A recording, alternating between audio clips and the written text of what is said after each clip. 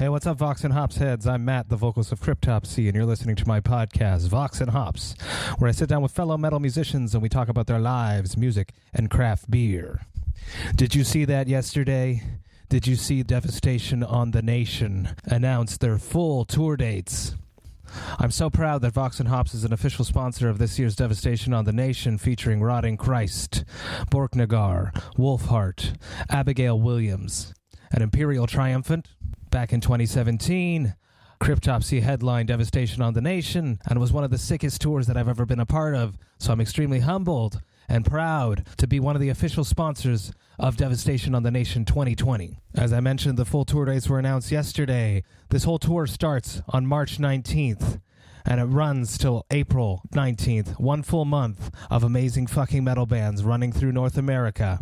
Here it is. They're going to hit Berkeley, California, Portland, Oregon, Vancouver, BC, Seattle, Washington, Salt Lake City, Utah, Denver, Colorado, Kansas City, Missouri, Minneapolis, Minnesota, Chicago, Illinois, Detroit, Michigan, Toronto, Ontario, Montreal, Quebec, Quebec City, Quebec, Brooklyn, New York, Manchester, New Hampshire, College Park in Maryland, Pittsburgh, Pennsylvania, Lexington, Kentucky, Asheville, North Carolina, Birmingham, Alabama, Tampa, Florida, Atlanta, Georgia, Houston, Texas, Fort Worth, Texas, Austin, Texas, El Paso, Texas, Mesa, Arizona, San Diego, California, and then it all ends in Los Angeles, California. This is such a sick tour, such an amazing lineup.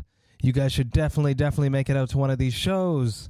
It's going to be unbelievable, an experience that you do not want to miss. You got the Greek black metal titans, Rotting Christ, that are headlining this sucker, with support from Borknagar, who are embarking on their first North American tour since 1999. Now, that's 20 years that they haven't been in North America. You got to see these guys. The Finnish melodic death metal masters Wolfheart are there. We got Abigail Williams, who just dropped that amazing new album that was Vox and Hops' album of the week last week. And the new black and avant-garde metal band Imperial Triumphant, which is something that you absolutely want to see. Make sure you check this tour out. It's going to be amazing. Now, don't start complaining, saying that this tour is not coming to your town. There's a lot of work that goes into planning a tour as extensive as this. A lot more work than you can imagine.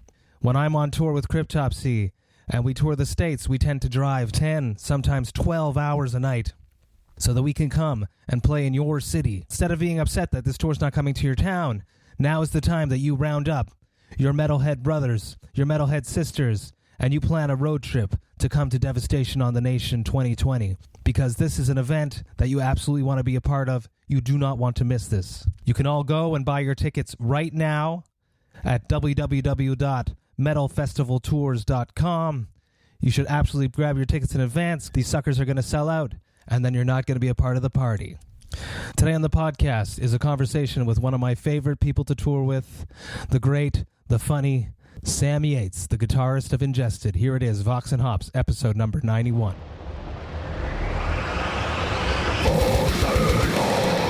I warn you, what you are about to hear is very disturbing indeed. Hey, what's up, everybody? Today I'm with Sam Yates, the guitarist and grunter from Ingested. Now we are at Le Saint-Bock Brasserie Artisanale on Saint-Denis Street in Montreal. So happy to be back with you. Thank you very much, dude. It's a pleasure. We toured together twice. Yep, correct. The first time together, we didn't have much time to spend together because we were both exhausted. We were both exhausted, and we were on a very short run, and it was a nice introduction. The second time around, we spent more time together, and I feel like we hit it off.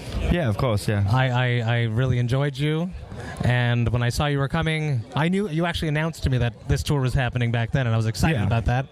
I saw you were coming to Montreal. I was like, yes, I'm going to get Sam and to have him on Vox and Hops, to be the third boy from Ingested on Vox and Hops. It is an honor and a privilege, sir, must admit. And yeah, thanks for having me, dude. It's very unexpected. No one ever wants to fucking hear what I've got to say, so. You do a lot of interesting things, so I want to talk about those. Let's start with the soundtrack of your youth. You're growing up in your house. What music was playing? Well, from a super early age, my parents were both into, rock music anyway.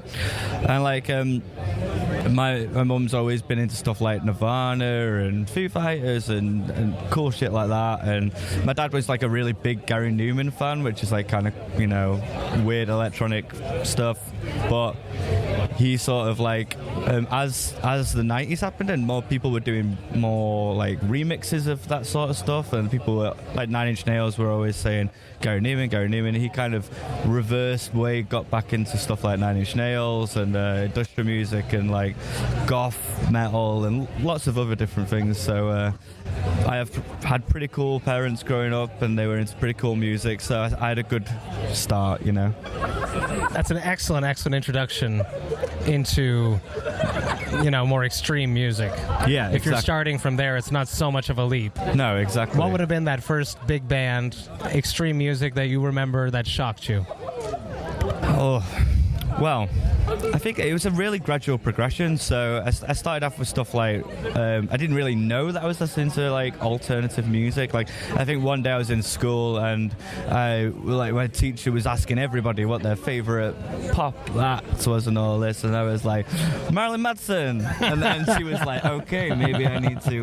We're going to talk to your parents. Yeah. I feel a parents' evening coming on. Let's do that. But yeah, I mean, like, I didn't really know what I was listening to was alternative until I got into high school, really. And then I don't know, I kind of got into like softer bands maybe than, like, my parents listened to like Korn and by this point pretty much, and then I kind of started to find bands on my own, and I was like Linkin Park, and I mean they were huge when I was in high school, when I first started high school, and then like I quickly realized that all the stuff that I liked out of all these popular sort of nu metal wave bands was all the heavier stuff, so I naturally just went heavier and heavier. Rage Against the Machine, I was playing Tony Hawk's, all that stuff, and you know, trying to get into the sort of like skatery. I was just sort of. Did you skate? That. Yeah, both me and my other guitarist Sean both skateboarded. Way. Yeah. He was a lot better than me. He is still. We sometimes break one out. He's still better than I am now. But we used to skate together. That's how we met. Me and Sean. So, and then he kind of was into a bit more heavier stuff than I was, but I'd also sort of got into things like Miss Sugar, maybe about that. But I think Miss Sugar was probably the first like heavy, like beyond Slayer sort of like an extreme metal band. What I would consider my first extreme metal band was probably Miss Sugar. Yeah, probably Miss Sugar. At what point did you put the skateboard away and take out a guitar? At the same time, really. It's about at the same time. I originally wanted to play drums, but my mum didn't want a fucking drum kit in the house, which is fair enough. And I would have just sucked at drums anyway. So my grandma said, oh, well, I'll buy him an acoustic guitar. And I was like, I had this big Nirvana songbook, and I was just learning chords and Nirvana, just stuff like that. Taught myself a couple of things here and there, and I just got like in-school guitar lessons, and they weren't like nothing too fancy. I wasn't going to like private lessons, and I don't know, I just kind of always wanted to write music. I think that was where my passion always lay, with playing guitar in general. I never wanted to learn anyone else's songs. Like, I just wanted to write. So immediately when you went and learned some chords, and then you just threw it all out the window. Yeah, to start experimenting your own tunes. Oh, I used to sit in my room just on my own, and just like I had a multi-effects pedal. I used to just go through the pedal and just play things, and I was always interested in writing. I don't know why, I just super was. Like, it was all good playing the songs of the people that I enjoyed the music of, but I've always wanted to write music, pretty much. What would be that first concert experience? First concert I ever went to was Placebo, and I was 12 years old. It was at Academy 1, and it was great. It was really great. I went with my mum and my nana. And my nana is fucking cool, dude. She's so fucking cool. She's seen Slipknot. It's great. I've seen Slipknot, dude. How many people could say that? My nana's rad, dude. One day I caught my nana fucking listening to Opeth downstairs, and I was playing like hip hop upstairs. This is like when I was like 18 or something. I was playing hip hop upstairs because I was going through this hip hop phase. I still love hip hop, but I was going through that, and then I was hearing death metal downstairs, and I was like, what's going on? So I went downstairs and I was like, are you listening to Opeth? And she was like, yeah. And I was like, why? And she was like, oh, that Michael Michael Ackerfeld, he's so dreamy, he's so saucy. Have you seen him? So she had the hots for Michael Ackerfeld. So that's why she was listening to Opeth. I was like, man, Anna's rad, man. That's so fucking cool. Yeah. That's And so then- funny. And then my first, the second show I ever went to, I think, was System of a Down. Dillinger Escape Plan supported, and I'd never heard of them, and they were like, at the time, I think I was like, you Yeah. know, like, didn't Why know is what he to moving make of like it. that? Yeah, I didn't really know what to make of it at that point. And then my mum and my nana wanted to go to festivals together, so we went to like Leeds and Reading. That was like my first festival when I was 12, and then I went to Glastonbury twice, saw some cool shit at fucking Glastonbury, and it's just gotten more eclectic. And as I got older, I got into more extreme music. I'd say like the first death metal band that I really loved was probably Dying Fetus. I'd really tried to get into Cannibal Corpse for a while, and something wasn't clicking for a bit, but then I started to get more and more into it and wanted to listen to it more. And then when I heard Dying Fetus, I was like, this is hard riffs. Like, these are fucking hard riffs. And then I sort of went from there to... So like listening to music for you is more of like a challenge of trying to decipher what's going on versus just appreciating it? I think when I was younger, I think I just had a bit more of a I didn't understand, a lack of understanding, I guess. And that's what made me gravitate towards it, is wanting to sort of, wow, this is so extreme, this is so fast, this is so brutal. And then the grooves. Yeah, yeah, exactly. And me and Sean always say the same thing. It's like, it's that fucking caveman noise that it makes you do. You know, it's like you hear a good riff and you're like, oh God. Did you start playing guitar together? You guys decided we're going to be guitarists.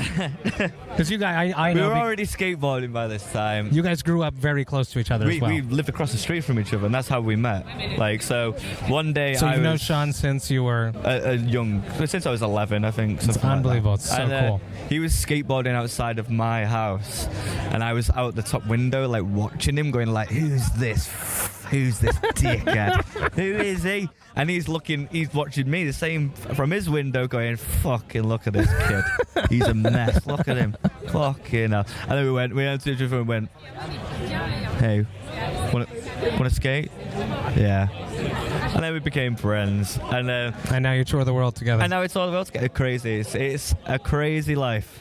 But he's been my best friend for a long time. He's cool as fuck. And yeah, we started fucking skating. We both got into heavy music together. He was always into a bit more heavy stuff. Then we sort of both went through death metal together. And then we became elitist pricks when we were 18, long hair. That shit. Fuck that. I don't want to fucking... And then as we got older, we've realised that we were beyond that. And now we're both eclectic dudes. I think all of us are quite eclectic. Which leads to good music when you're making it, too, because it becomes just not from one little niche. You can choose from this I hope platter so. and that platter and make interesting... I really hope that that's the way that it comes across in our music.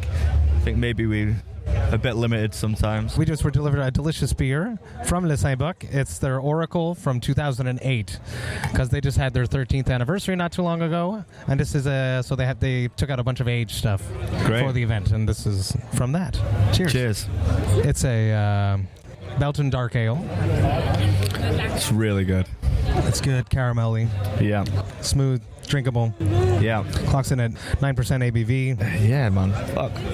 Love the Saint-Bock. It's really one of the best Yeah. tap houses downtown. Unbeatable. I'm glad you've taken me out, dude. Appreciate it. Thank you so much. Thank you so much, craft beer. Craft beer? Thank you so much. About craft beer. Yeah, I've given you the boring fucking introduction. No, to I'm not us. done. I'm not done with all of that either. Right, okay. Since we're drinking a beer, are you a craft beer enthusiast? I would not say that I was a craft beer enthusiast, but I like beer a lot, so, I mean, I'm just into whatever, you know? I'm picky about beers, but I wouldn't say that I was, like, the same as you or maybe fucking Donaldson or all of them who, like, specifically go to craft beer places to drink craft beer. I will obviously go, and I'll obviously enjoy the fruits of their labour, but I wouldn't say I was an enthusiast, no, but I do like it. Do you remember your first experience with alcohol? I do. Yeah, I do. When I was a kid, when I was a young man, I didn't drink at all because my parents didn't drink. I went on a camping trip, and at the time I thought like I was really cool if I like the only thing I drank was Jägermeister for some reason. Like, you know, it had like a weird metal thing on it. No, yeah, exactly. It seemed like a metal bottle. But like, I think everyone in my generation had this sort of time where mistake. they were like, yeah, this Jägermeister mistake. Hey, I'll still drink a Jäger bomb. Me too. But it was like, oh yeah, nobody disturbed me. I'm drinking Jägermeister, you know. So how did that camping trip go down? And then I was the first time I ever got drunk, and I was rolling down the hills of this field. It was very embarrassing thinking back about it, but it was with a load of friends from college, and yeah, no one was an asshole. How about your first beer? Funnily enough, the day after that event, I was like, right, let's go to the pub. So, weirdly enough, I was like just instantly into it. Like, so you're like sort of not from the norm, being from the UK, that you didn't grow up in pubs with your parents. No, exactly. Because your parents didn't drink. A lot of people do grow up in pubs or get taken to the pub or get they eat alcohol. supper at the pub. And exactly. And a lot of 14-year-olds drink on the street and stuff like that. But me and Sean was great skateboarding a lot at the time, playing guitar. His mum didn't drink a lot really at the time. My parents didn't drink at all then.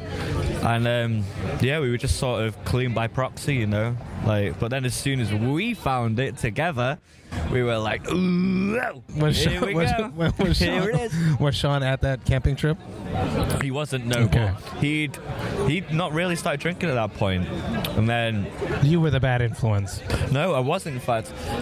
We just kind of all did it together. Weirdly enough. We met Jay when we were in college through a mutual friend who was our drummer at the time. And then he fucked off and became like a chav, if you know what a chav is. He became like quite chavvy. No, what like into sports and like is a bit of a jock. Yeah, kind of. Yes. It's the equivalent to a jock, but a bit more like... Yeah, he wasn't scummy like a chav is, but he was like a jock, yeah. He became a jock. After years of being super into metal and being like, that's his identity, and he just switched to like... Shaved his hair. Yeah, exactly. Shaved all of his hair off. He started wearing Nike, and then just went... But he introduced you to Jay. Yeah, but he introduced us to Jay. Jay, when we say Jay, Jay is the vocalist of Ingested. Yeah, he introduced us to Jay, and unfortunately, we've been stuck with him ever since. But I feel like he probably feels the same way about me, so... Let's talk about the family aspect of Ingested. How do you guys stay together? So original. A lot of death metal bands can't keep it together, can't stay together, change members. What has been the secret to Ingested staying together? I don't know if we're all so fucking idiotic that no one else can deal with each other, and we're like some sort of sick family unit that are dependent on each other, or if or if we hate everybody else too much. It might be. Nah, I'm not like that. Maybe they are. Or if it's because we're just so on the same page about every little detail of Ingested that we can't let anybody else touch it. It's just like, it's bordering on like psychotic. This past summer, Jason couldn't be at some of the gigs. Correct. You had a replacement. How did you feel about that? I mean, having said what you just said. Don't get me wrong. The guy who filled in for us, Ricky from Osaya, he's a cool dude. Absolutely love the dude to death. Awesome, sick guy. But we just work better with the unit. We always have. And it's just easy. And it's just about continuity, you know. It's just as long as it all makes sense to all of us all the time. We've got our routines. And, I just think none of us can let it go. We're just too... Well, you guys are all in at this point. Yeah, we're all in. You guys all quit your jobs. You are doing Ingested as a full-time job. Correct, yeah. How has that been working out? How does that feel? The money is shit, obviously. I mean, everybody knows when you start off being full-time, the money's fucking shit. Hopefully that will get better. I'm really hoping that it does for all of our sakes. We've all got a lot on the line.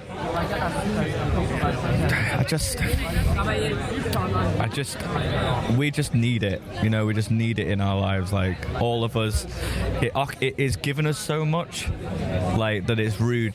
To us, it's like this thing that it's our baby, and it's rude for us to let it. It's given us so much, you know. Yeah, to not feed it. Yeah, it's to given its full potential. To neglect it. Yeah. And we all are creatively on the same page. You want to put it in that private school. Yeah. So you'll do the extra hours. Yeah, and we all do, you know. And I think it shows. I think it shows that we've. You toured what? You did 300 dates last year? Yeah. Well, I think it was 165 last year. Still, you know, your stage show shows that you guys are a well-oiled machine. Your previous record, not the EP, but the one before it, hit billboards. Yeah, correct. Which is amazing. Yeah. I wish we'd have got maybe a little more dick sucking because of it, but you know, what can you do? From like maybe, accolades, maybe, or from female fans? From the former, I assure you. But yeah, I mean, sometimes I just want some fucking recognition for the hard work that we do. We work fucking hard. You know, we work hard. You don't stop. We don't ever stop. I know how hard it is being away, being on tour, doing it all. But it's all in, and we're so ahead. We're real ahead. But that's a discussion for another day. Being on tour so much, you must be a master packer. I struggle. I pack too much stuff whenever I leave and go on tour. What do you pack? How have you mastered it, or have you mastered it? If we're coming to the US, we have to pack light. That's just how it is. It's fucking money. Everything's money with us, unfortunately. We've got to keep shit down to a minimum. So, me and Sean, we flew 2 days before this tour. We had Kempers as hand-on luggage, backpacks, guitar boat, and a suitcase, and that was it. So you guys share a suitcase? We only put guitar equipment in suitcase. Where did you put any of your clothes? That's what you had. 7 shirts, 7 pairs of undies, 7 pairs of socks, and 3 pairs of pants. Unbelievable. Okay. Yeah, and we got it all into a backpack each. And we still had to fucking pay money. We still had to pay excess package, so, you know. Really? Yeah. You love writing songs. You've liked writing songs since you started playing guitar. Correct. Take me through a typical songwriting process for Ingested. I would say that as I got older, I realized that I was maybe not as sufficient as writing songs on my own as I was with Sean. And he is now the chief songwriter, I would say. As far as instrumentation goes, I do contribute. Lynn, everyone contributes at some point, you know, at some level down the line, everybody contributes. But you come with riffs? Yeah, I'll come with some riffs and some bits and bobs, changes, little tiny changes, stuff like that. Most of the time I record Sean, so I don't appear on the albums anymore unless it's a difficult bit, just because it's, again, trying to keep costs down and trying to keep things efficient and moving at the right place, and it's just easier that way for us. So I'm not so bothered about it as I used to be. I think I've accepted my role more. There was a moment that you weren't happy, though. Yeah. Losing that time in the studio. Yeah. The studio stresses me out, man. It really does. Like, I don't want to waste time. And I feel like he's better at recording than I am. And I'm better at the tech sort of side of stuff, like doors and plugins and stuff like that. I'm better at all that sort of stuff. So we all play to our strengths. All of us have always played to our strengths. Which is why you guys work so well as a unit. Exactly, yeah. And that's why we don't write particularly complicated music. I don't think. For death metal, we don't write particularly complicated music. We write good music, I think. Catchy as good fuck, music. Yeah. And I just, yeah, exactly. Everyone, so is the tour riffs, dude. We've always got to write the tour riffs. That's what you had mentioned.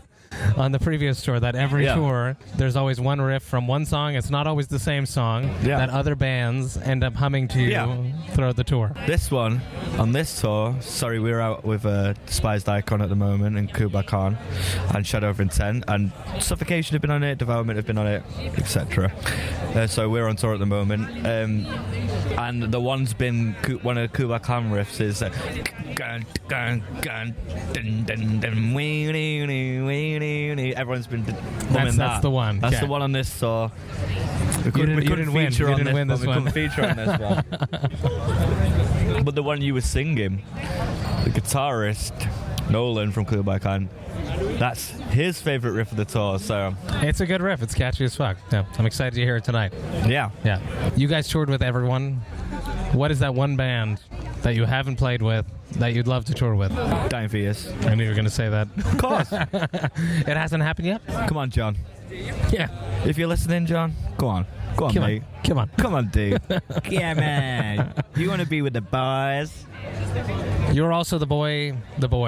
You said boy. I am the boy, by the way.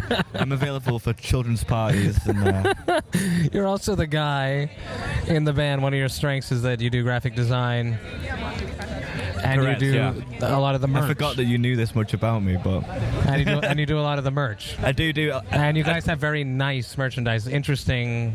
Yeah. Let's talk about how you come up with these designs. I feel like we have a strong merch game, dude. Yeah. I feel like we really have a strong merch game. I'm really proud of what we do. I don't do as much artistic... the actual art itself as much as I would like to, but I do enough that contributes. Like one of our I also scout a lot of the art as well, so I'm always looking for people, always looking for new artists. Like is this I think I showed you last time that guy Abercrombie Inc. Oh god, he is the king. He's the one. He's great. His work is so good, dude. I remember asking you on the aborted run, where do you find your inspiration? Yeah. So where do you find your inspiration for artwork? Yes. Or for your merch? Oh yeah. Pieces. And, for our merch. Well, I would say it was. I'm just always looking. I'm always looking on Instagram for new artists. I'm always, seeing what other people are doing, trying to scout out different artists. I spend a lot of time looking through people's Instagrams, to be honest, and I think that I found some pretty good jewels over the years. And I've got regular guys who do really good work for me, like Blacken. He does really good work for us as well. And I can always sort of, even if something it looks sick, but it has no relevance, I know I can sort of try and tweak it, make it fit. Yeah. And other times I'm like, I'll have ideas and I'll just do them myself. Like, I did like a vaporwave style t-shirt on this tour. Well, I've had it for a while now, but yeah, I just like looking at a lot of different things, a lot of different cool things, and I think that vaporwave has like a cool niche fashion sort of a place in fashion which like quite young people are into at the moment, like big Japanese writing, yes, all that sort of stuff, and like I'm always looking out for what kids are wearing, even when they're not wearing merch, even if fans are just wearing, I'm always trying to look at what they're wearing and what they're what seems to be happening at the moment in fashion trends and stuff like that. Like I mean, I've done a couple of ones that are kind of like black craft ones, where I like look at some of their stuff, and like I think they've looked at some of our stuff though as well. It's just inspiration. It's just inspiration. I bet they've looked at plenty of merch off that. I do feel that you guys are like avant-garde in the merch area of death metal. I think we have really good merch, dude. Just aside from the typical logo, backprint, that's it. I always want to have something that's different because there's always some weird symbols. There's always weird symbols that come into it. You're never afraid that you're gonna like make some symbol and it means something horrible? Yeah. Yeah. I'm pretty worried about it. I think everyone is when they think about that sort of stuff. They're like, please don't make this racist. Please don't be racist. Please. Oh no. It's racist. Scrap the badge. Scrap the badge. We're not doing that anymore. What can we get away with though? Discount it. I toured with you, so I know that you listen to a lot of music as well. Yeah, correct, yeah. A big plethora of different styles of music. What are some bands that you think people are sleeping on that needs more credit and should get a shout out right now?